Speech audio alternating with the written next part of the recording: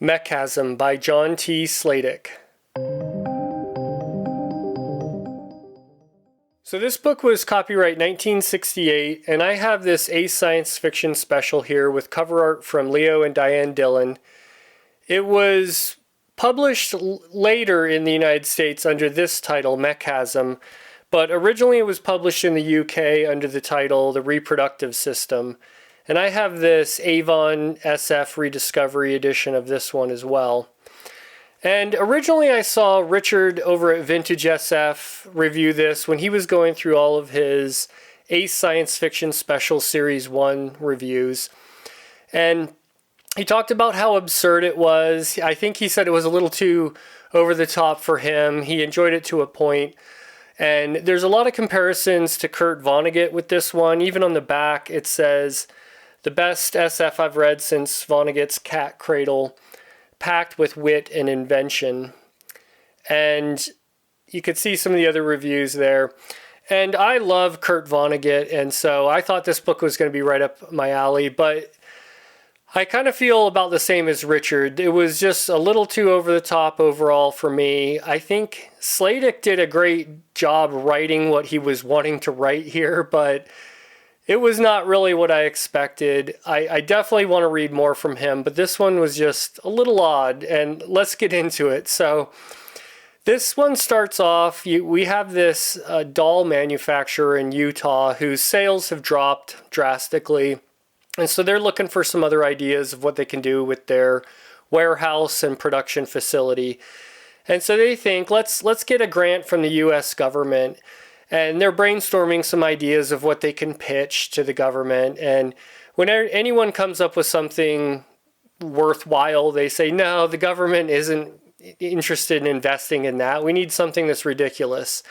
And so someone throws out an idea about self-replicating machines. And sure enough, they pitch it to the government.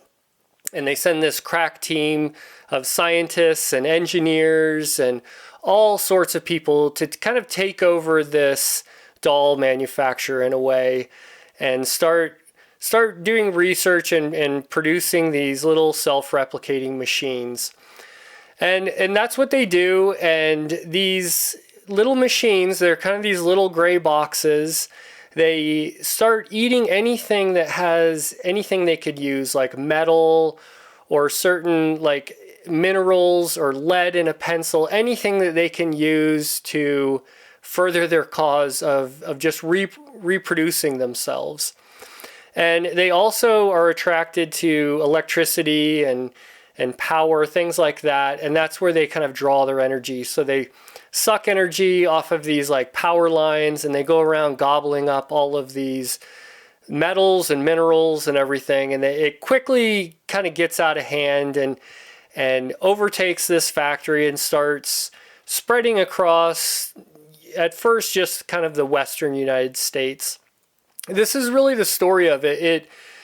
In the beginning, it was a real tight story. We were in this factory with this group of characters, and it was a lot of fun. I was thinking I was going to love this one, but it then branches out all over the place. Sladek introduces all sorts of characters from across the pond, and I think it was Morocco, and eventually Paris, and there's people in NORAD in Colorado, and there's people converging as the government kind of quarantines parts of the United States that are getting affected by these reproducing machines.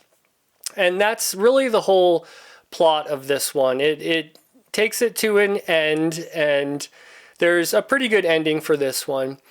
Now, one thing that I mentioned, it's just these really over-the-top characters. They're in no way realistic, and he didn't really write these characters to be realistic.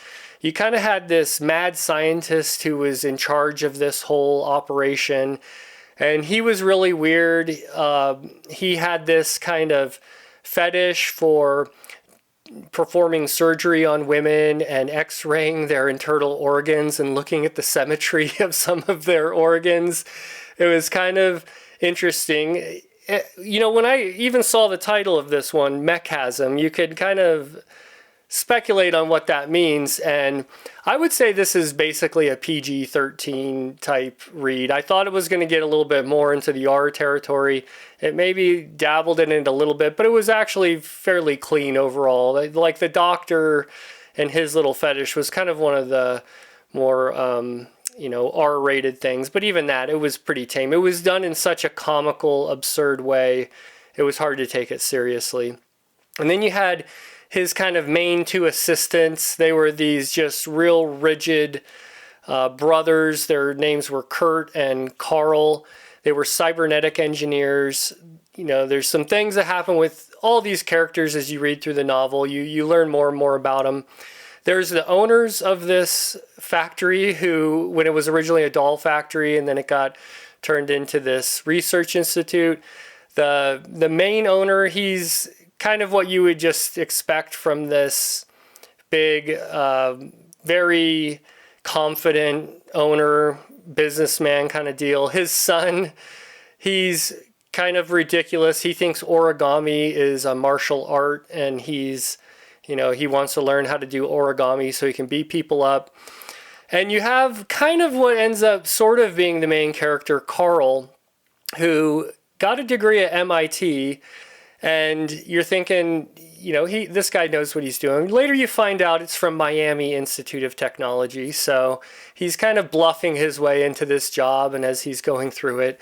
And there's just a whole other slew of characters that get introduced to this novel, and to me, that's what kind of made it hard for me to read. The plot started going all over the place. There were so many characters that were added that, I don't know if, I wouldn't say they don't need to be there. It would just kind of ruin some of the enjoyment of it for me. And then this nonstop, constant absurdity.